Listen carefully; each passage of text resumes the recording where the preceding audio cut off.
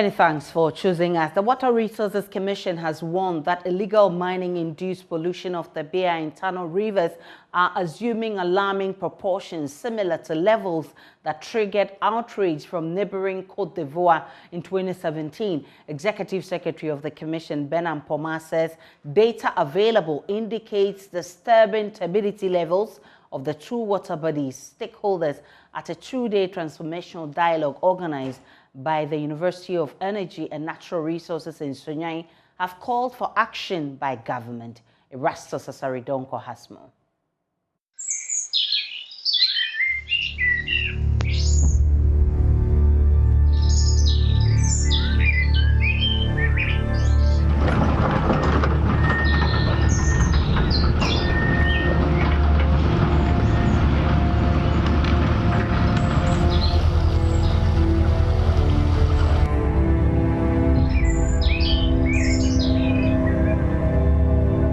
These footages show a distressed, highly polluted Ofin, Enuru, and Tano rivers in the Ashanti and Western regions. The images drew sharp reactions from MP for Ahafo Southeast, Francis Menu Adabo, representative of the Bono Traditional Council, Nana Kofi Bediako, the Bono Regional Minister, Justina Owusu Banahene, and technical advisor to the Lands Minister, Ben Ai. When I see these things, I ask myself, who are behind this? Because we try to fight this cancer and it keeps going up.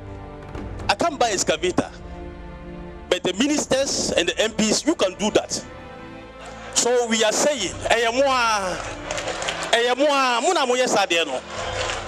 the implication of these artisan miners, and as we saw from the documentary, whether they have permit or they don't have permit, they both have no mercy upon our forest and our water resources. The critical thing really is we all have kept quiet. Fortunately, if we don't do something about it, it's going to destroy all of us. The Water Resources Commission says Ghana is getting close to creating a rift with Côte d'Ivoire due to the increasing pollution of the Bia River, which flows through their treatment plants. 2017, our activities upstream respect to mining polluted the river to the extent that they could not treat the water.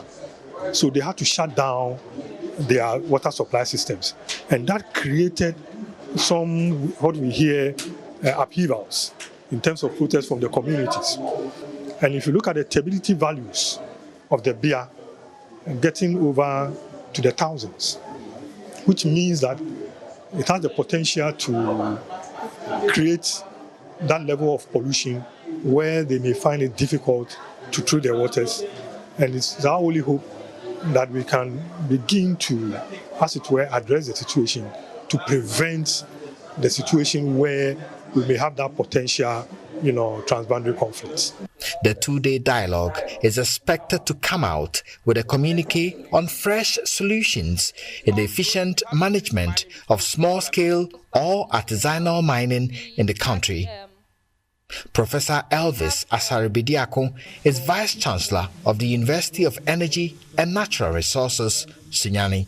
The aim of this two-day transformational dialogue, therefore, is to present the opinions of various stakeholders on key issues in order to formulate shared goals and priorities and define the modalities that will enable a sustainable practice of the artisanal small-scale mining in Ghana and Africa. Reporting for Joy News, Erastus Asaridonko, Bono Region. We'll be getting more on this in our subsequent bulletins and also get government to react to this. Now, the World Bank has revealed that contrary to speculations, it verified that the Ministry of Education trained teachers before releasing funds under the Ghana Accountability for Learning Outcomes Project GALOP. This confirmation is contained in a response the Global Financial Institutions sent to Joy News. The Education Committee of Parliament is set to probe allegations that the Education Minister, Dr. Yosei Duchum, supervised GALOP at an estimated cost of $1.2 million for some 40,000 teachers.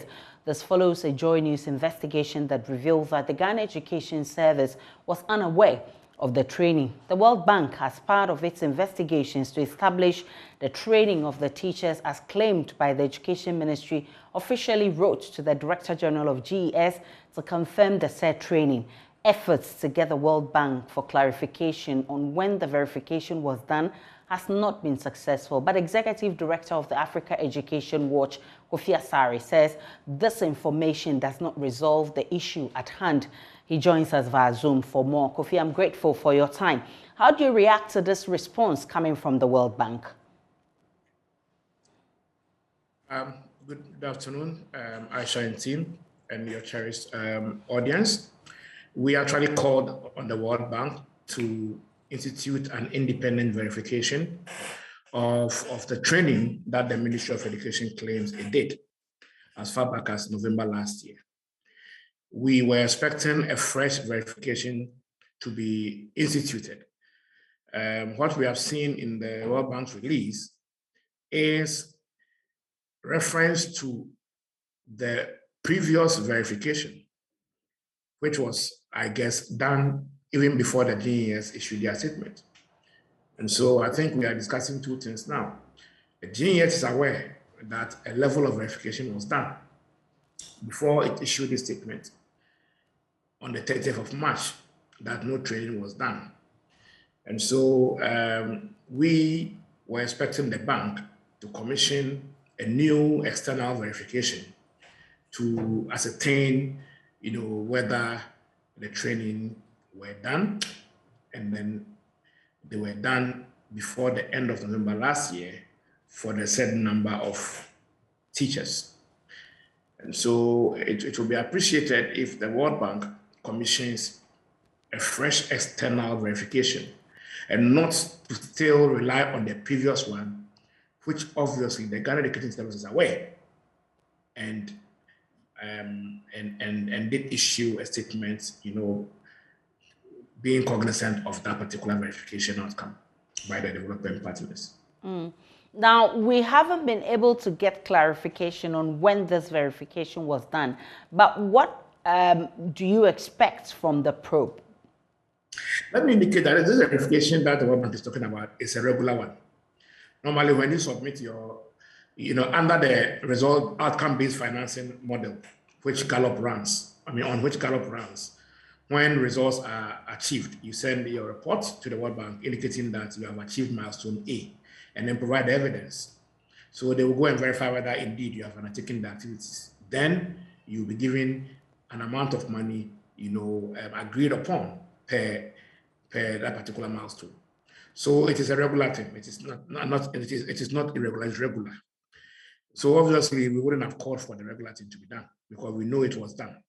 But in the midst of the dispute, between the GES and the Ministry of Education, it was only proper for a fresh one, an external one to be done, not by the same people who did the previous one. No, because the previous one obviously did not stand the test of time because the GES had disputed that nothing of that sort in terms of the training was done. So a new one to be done by a different group to validate what the development partners did would have been the best approach, and I hope the World Bank will do the same. All right, I'm grateful for your time. In terms of verification, the World Bank hasn't come clean with this. What has your outfit gathered in terms of verification? In terms of verification, as I mentioned, in terms of verification, the World Bank undertakes verifications every time a withdrawal application is made under the outcome-based financing system, and for that matter, the GALOP project. So it is a regular exercise. Okay. Okay. And obviously, the GES Director General is aware that a level of verification was undertaken. That is why he wrote his letter late March, 30th March or so, that no training was done.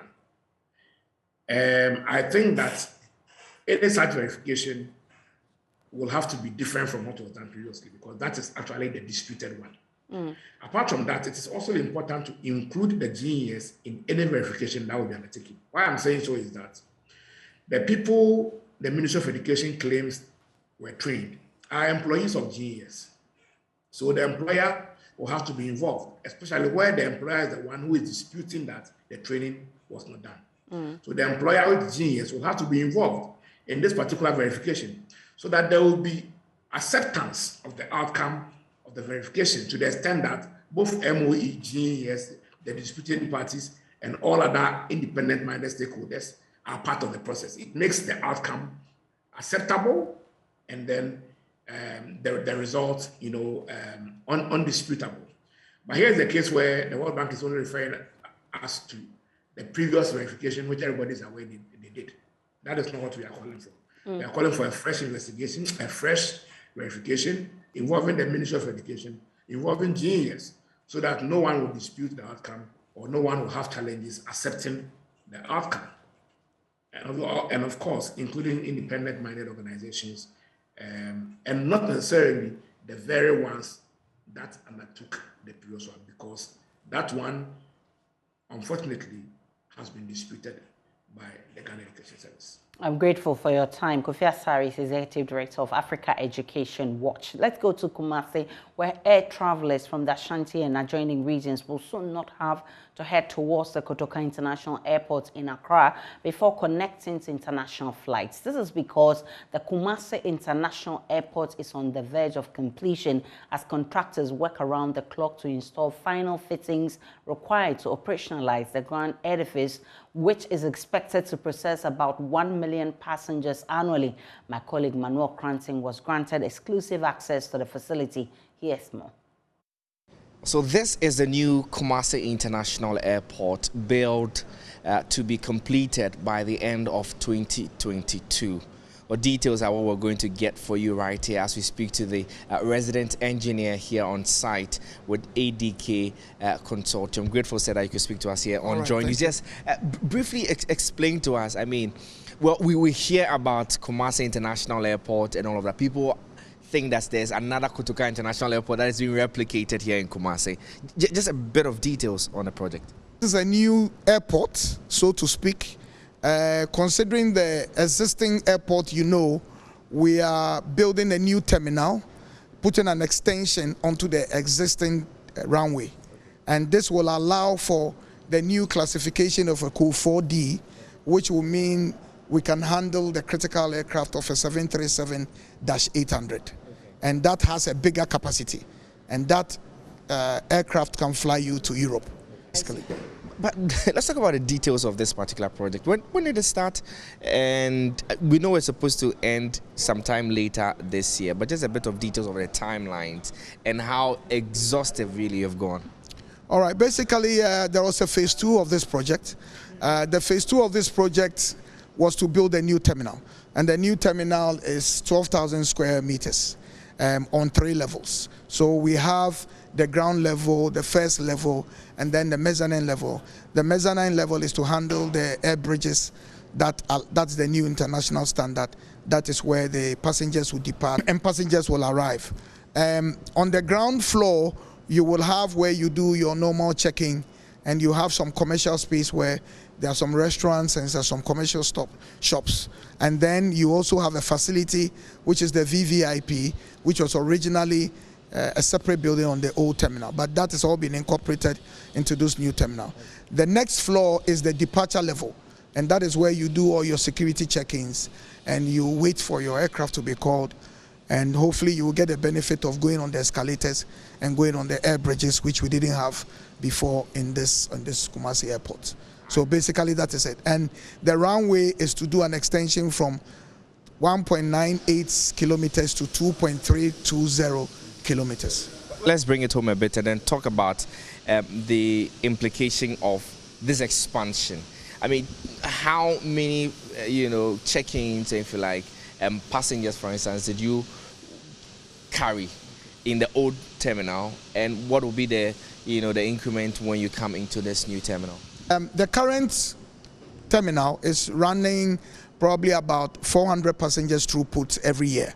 And this new terminal is going to do 100,000 passengers every year, 400,000 every year.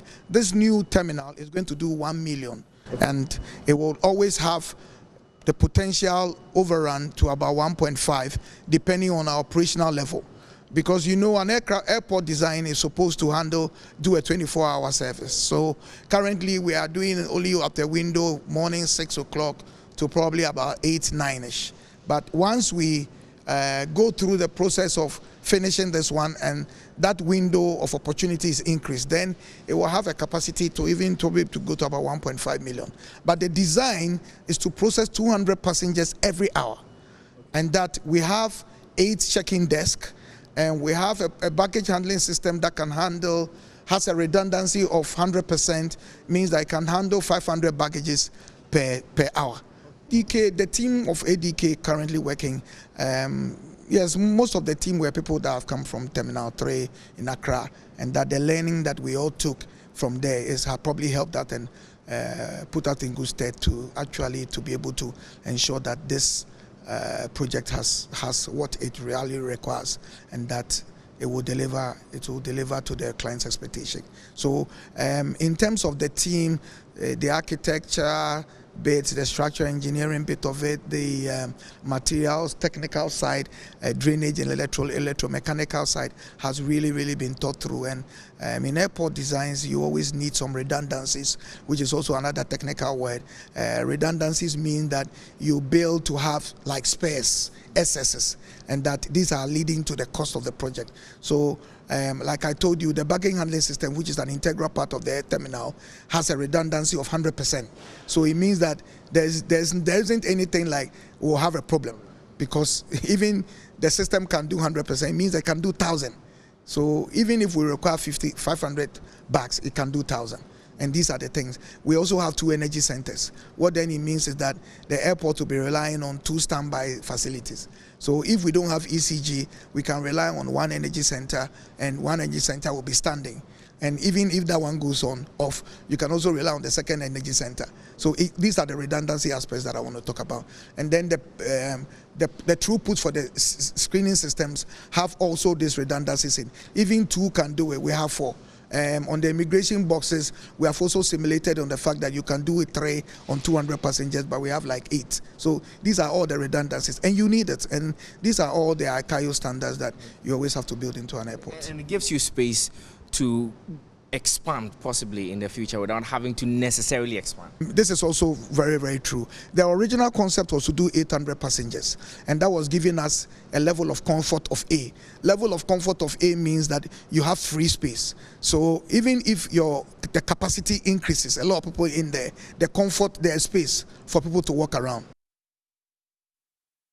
We can go back to our earlier story on Water Resources Commission warning that illegal mining induced pollution of Bia and Tano rivers are assuming alarming proportions similar to levels that triggered outrage from neighboring Côte d'Ivoire in 2017. The Executive Secretary of the Commission, Bernard Poma, says data available indicates disturbing turbidity levels of 2 water bodies.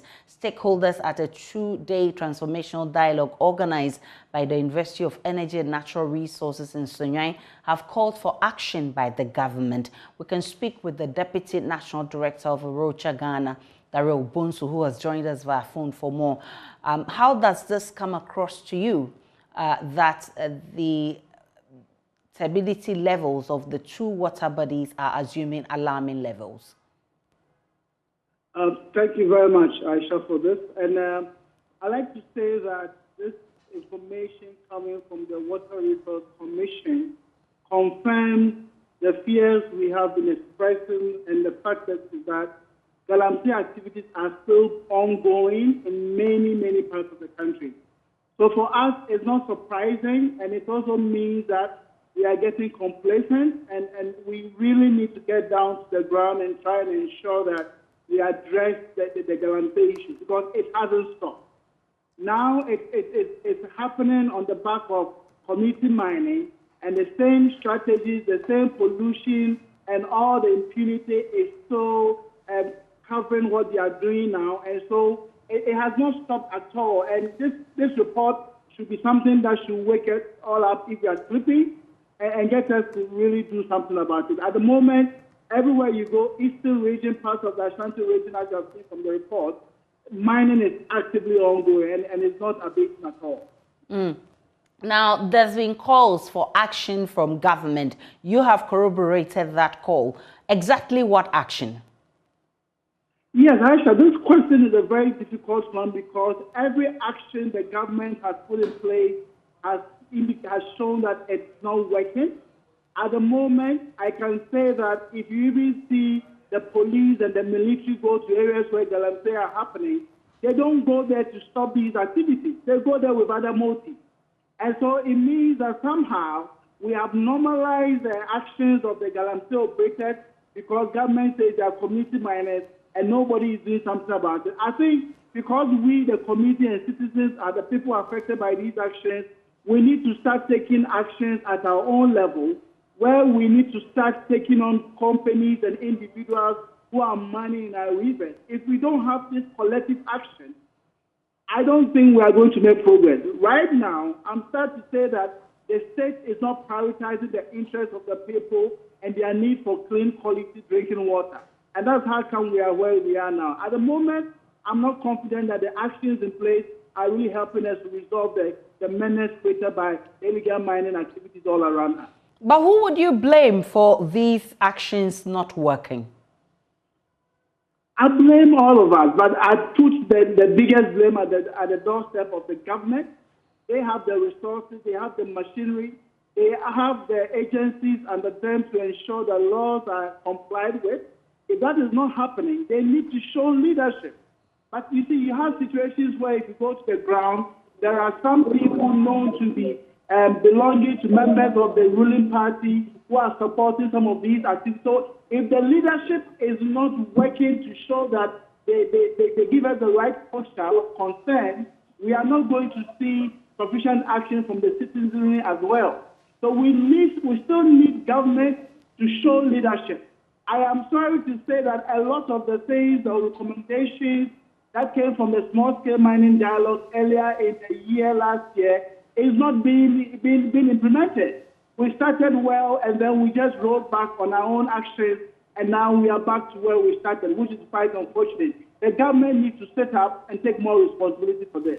Daryl Bonso, I'm grateful for your time this afternoon. He's Deputy National Director of Orocha, Ghana. Now, former Director General of the State Interest and Governance Authority, Stephen Asamoah Boateng, says his connection with the grassroots of the NPP, his ability to reach out to disgruntled members and flair to bridge the gap between government and party makes him the ideal person to clear the party. According to him, the party's desire to break the eight will remain a mirage unless competent and dedicated people are elected to serve. At a launch of his chairmanship slot, Asamoah Boateng said he will ensure empowerment of party faithful to play lead roles in future NPP government. My colleague Elton Brobe is at that campaign launch. He joins us live with more. Elton, bring us up to speed on what has been happening there.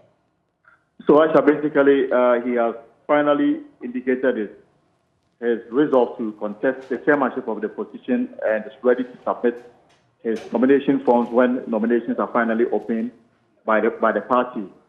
And he's ready to tour the length and breadth of the country to, get the support and the buy-in of the delegates of the party ahead of the Congress in July. Now, he's made it quite clear that the chairmanship position is not one that is the reserve for those who have tried and lost, but rather should be given to somebody who is competent enough to identify the weaknesses in the party, be able to unify the party, be able to connect the party to government and ensure that there's victory beyond 2024. He warned that if these measures are not what the party is looking for, then breaking the eight will be a difficult task for the MPP in 2024.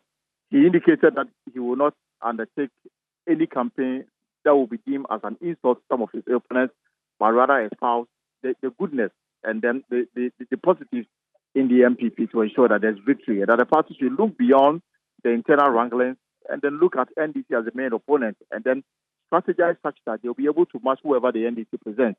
And that should start with the national organization of the party at the national level.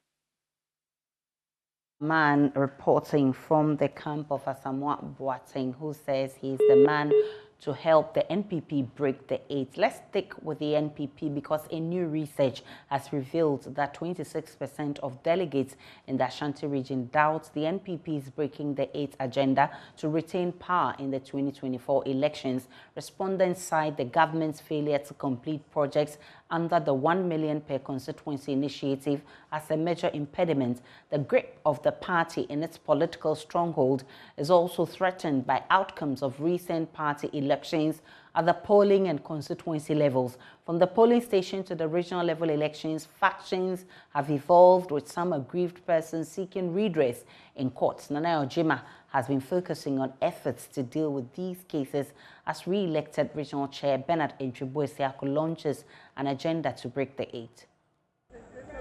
The research by Dr. Smart Sapon of Kumasi Technical University ahead of the NPP's delegates conference accurately predicted a 57.8% of ballots cast for the incumbent Bernard Entwibuesiako, missing that of the closest contender by 2 percentage points. Part of the research also revealed some party delegates fear that breaking the 8 agenda is unachievable. Only 73% of Ashanti region delegates believes the NPP can break the 8. What it means is that about 26% of delegates, not common floor members, so it's the delegates that are going to influence the common floor members. If the delegates, 26% of them do not believe the NPP can break the 8, then it is the first assignment for the elected regional executives. They are to bring their delegates to the level of believing that they can break the 8. The Ashanti region has since 1992 voted in favor of NPP, contributing 71% of votes to the party's victory chalked in 2020. But some party members believe internal wranglings could affect the fortunes of the party in the next general elections. Many pending cases in court are challenging elections in constituencies, as the Alternative Dispute Resolution Committee of the party makes efforts to clear these cases.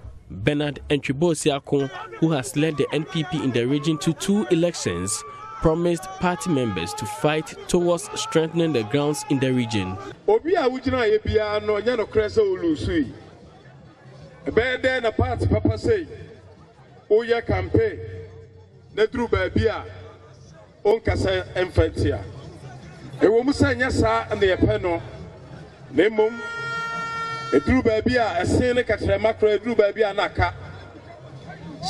a bonia for 2024 breaking the 8 sick.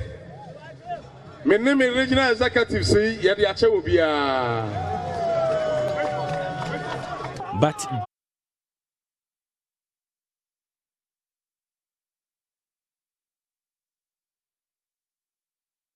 Senior lecturer and research fellow at the Kumasi Technical University, Dr. Smart Sapon, who put together this research, has been explaining how he came by the conclusion. I estimated a total of 869 delegates to cast their votes. I excluded the TESCOM group because I wasn't sure of the constituency, their total number. So I put that into brackets, and I estimated about 64 for them. But I excluded them because I was not certain. But the number I was certain about as delegates to cast their votes in Ashanti were 869, including the elected and appointed delegates for the various 47 constituencies, as well as Council of Patrons, MPs, and all those other people. And I set out to interview as many elected delegates of the 47 constituencies as possible. I excluded MPs because of their movement. But as for the constituency executives, I knew where to get them in the various constituencies, so I focused much more on them.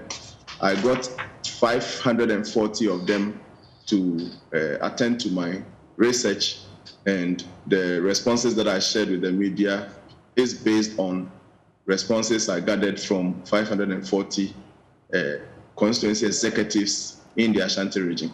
Also, they think that the party appears to be empowering individuals other than empowering the party at the base. So they think there are 17 people managing the constituency. And when scholarships come, or perhaps slots, as they call it, to some recruiting agencies come. You heard there Dr. Sapon, who put together that report. Police in the Upper West region have started investigation to apprehend the suspects in a viral video at the forecourt of the Warner's Palace that were seen flogging 2 lovebirds accused of having sex in a leaked viral video. The RHU say the act is against the customs of the Wala traditional area and, for that matter, the Islamic religion, which is popular among the indigents. The Upper West Police Command invited some leaders from the Warner's Palace and also for them to fish out the suspects. The Upper West Police crime officer spoke to us. Police have so far laid surveillance on the perpetrators of that heinous act. We've placed some informants around who are nosing around. But for now, we haven't actually laid hands on any suspect yet. But we are also relying on the people from the palace. Some of them are giving their indication of assisting us getting those who actually were involved in that act. The problem is, even as of now, to be honest with you, we are still looking for these 2 people. These are 2 victims. If I should use the victim for them for now, because they suffered for the unlawful act of the people there. But we haven't yet located them. And many of the people are tight-lipped as to where we can find them. But notwithstanding, police is doing every effort, making every effort to locate them and ensure their safety, and also for them to assist in the investigation that is ongoing. The Tema Division of the Motor Traffic and Transport Department of the Ghana Police Service has arrested over 20 Burkina Faso-bound heavy-duty haulage trucks that were parked along the Tema motorway for breaching road traffic regulations. Explaining further, DSP Dina Sademe, the Deputy Commander, Tema MTTD, said the police realized that the trucks were parked at unauthorized places along the motorway, causing obstructions on the road. The Tema MTTD command are here to decongest the road. The heavy trucks coming from harbor, they have come to park and blocked the motorway. So we are here to decongest these cars, to take them from here. This is not an authorized place. It's not an authorized place for them. So we are moving them to the axleway so that next time, if they are fined, it will serve as a deterrent to them and to others. So this is not where they have to park. And it can even cause accidents in the night, especially. People driving or drivers on the way, on the motorway, if they don't know these cars are parked here, can come and crash it. And it will cause serious accident to other road users. So we are here to decongest these cars, heavy trucks. I hope you saw them. This is one of them. So we are decongesting all of them, both from the left and the right. So now that you've picked them, what's going to happen? We are going to park them at the axle weight, then we will take it from there. Either we will process them to the court. We process them for court, so that the court will find them. By paying this money to the court, it will serve as a deterrent. Next time, they will not come and park here. And others will also learn a lesson from it. We'll take a break on Joy News today. We're back with business.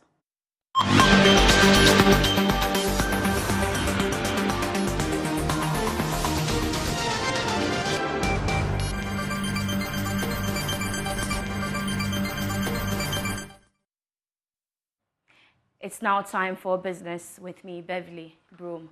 Leading recruitment solution platform Jobberman Ghana says it's moving from just a digital recruitment company to a talent management company with focus on both digital and hybrid recruitment, manpower outsourcing, partnership, and business training. According to the Chief Executive Officer of Jobberman Ghana, Hilda Nimoteko, her outfit will develop and connect great African talent to job opportunities with the aim of becoming Africa's solution to bridging the talent gap. There's more in the following report. At the launch of the Unlocking Next Talent Management in Africa, Jobberman Ghana says it is transforming and becoming more dynamic as a talent acquisition company to unearth more talent. The company revealed that its mission now is to develop and connect great African talent to job opportunities. Jobberman Ghana Chief Executive Officer speaking to Joy Business indicated that her outfit will dig deeper into talent development through learning and upskilling to ensure that African youth are well equipped for the labor market. Jobberman Ghana has been working under the umbrella of ROM, which is Ringier One Media, One African Media, for over 10 years. And we are rebranding under the African Talent Company. And what this rebranding means to us is that we are going to be doing a lot more than the digital recruitment that we do. What people know Jobberman for is for digital recruitment. You come and post your job with us and it'll help you find people. But we've gone beyond digital recruitment. So we help people do offline search. So if you're finding like you have an executive role that is very difficult for you to fill and it's time consuming, we do that for you. We also do outsourcing, so manpower outsourcing. And I think someone was asking me earlier, when you want to focus on your core job, but you have a lot of staff and you have a high attrition rate and you have a churn, and always recruiting can be very cumbersome. But this is what we do. We are a recruitment firm. So you leave your outsourcing with us. We will recruit, we will train, and we will retain the staff for you. And when they leave, we easily replace them for you. So you don't have to worry, and you do your core job.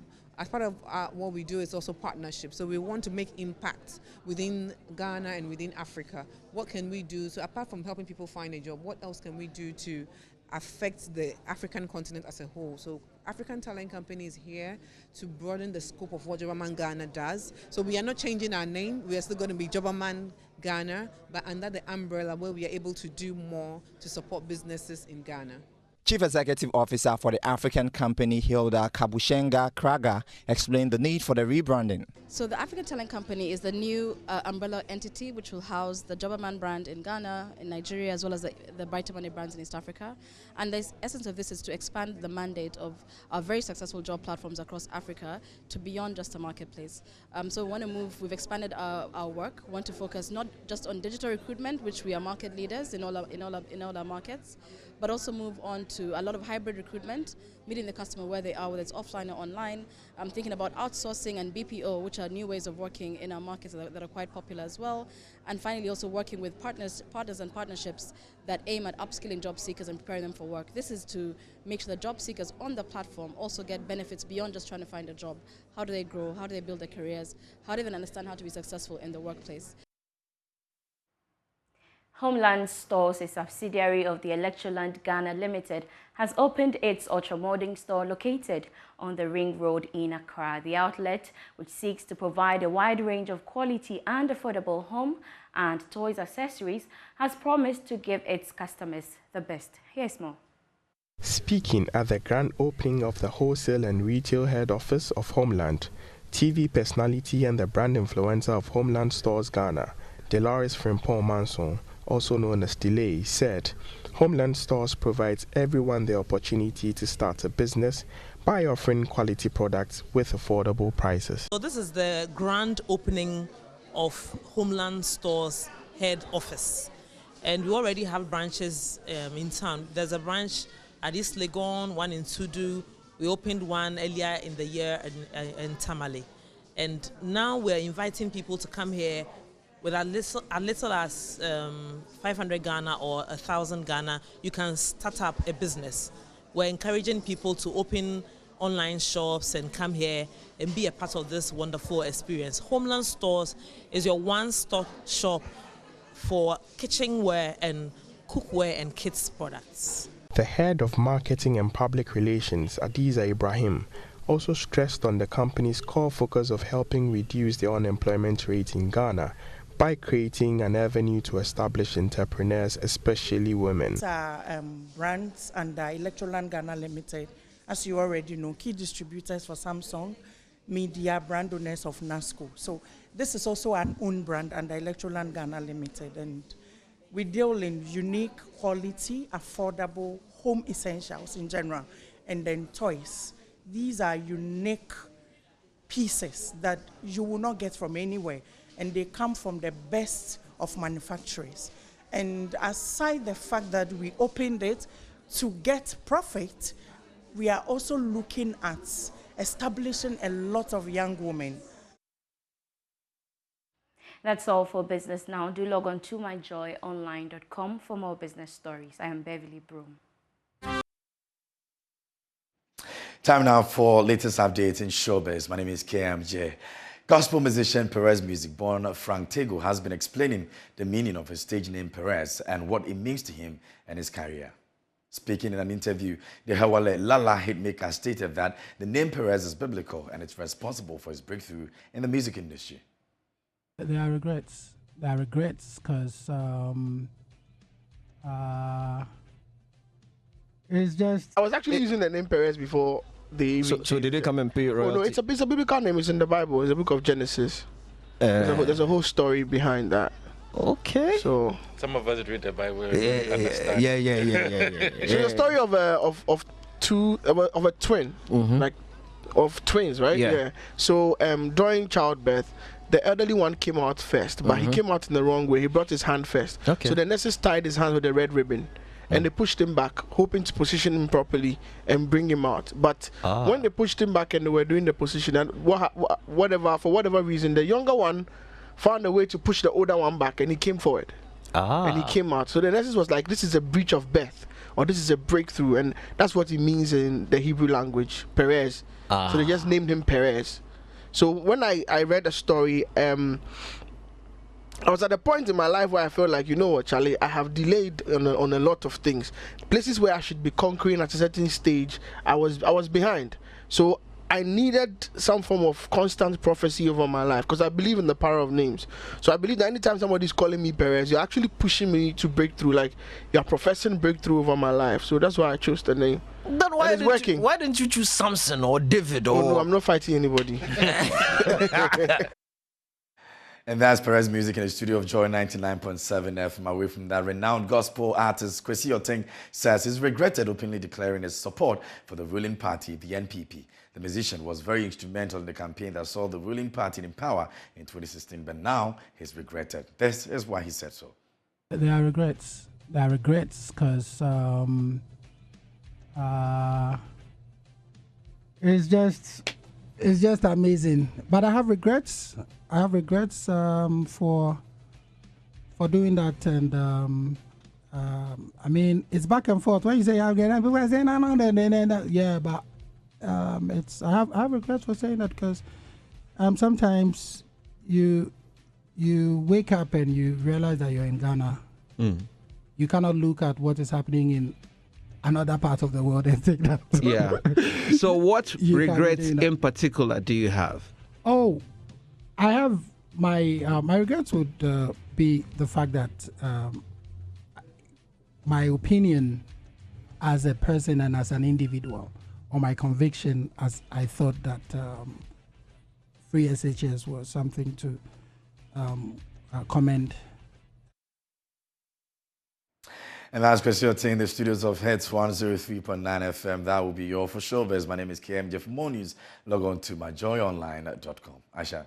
And for world news, the Somali government says more than 300,000 children are facing acute malnutrition and nearly 800,000 Somalis have been displaced by the drought affecting the Horn of Africa. On Tuesday, the new president Hassan Sheikh Mahmoud visited Baidoa in the worst affected region. His special envoy for drought and humanitarian affairs, Abdurrahman Abdishakur, told the BBC that people were desperate for help and he had seen children in critical need.